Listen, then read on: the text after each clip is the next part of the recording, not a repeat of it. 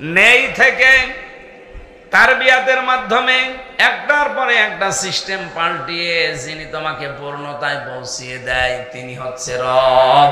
আমরা যাকে আল্লাহ বলি। কোরআনে কারিমের সূরা আরাফের 54 নম্বর আয়াতের পুরা বিরুদ্ধেই কথা, যে দেহ আমার, সিদ্ধান্ত আমার।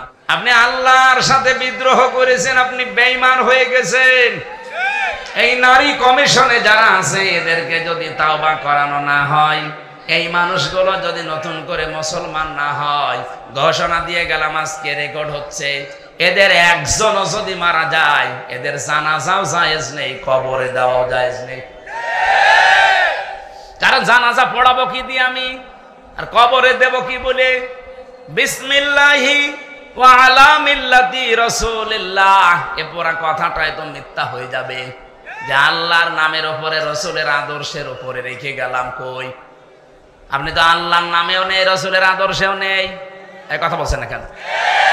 এই জন্য আপনাকে আমি রাখবো কি করে? আপনার জন্য আমি মিথ্যাবাদী হব? ডক্টর মোহাম্মদ ইউনূসকে আহ্বান জানাবো এগুলো ধরেন, না হলে এই ভুল সিদ্ধান্তের কারণে ইসরায়েলের মতো, আমেরিকার মতো যদি দাবানল একবার চলে ওঠে বাংলাদেশে, শুধুমাত্র বন জঙ্গলের দাবানল না, মুসলমানদের দাবানল সামাল দেওয়া যাবে না।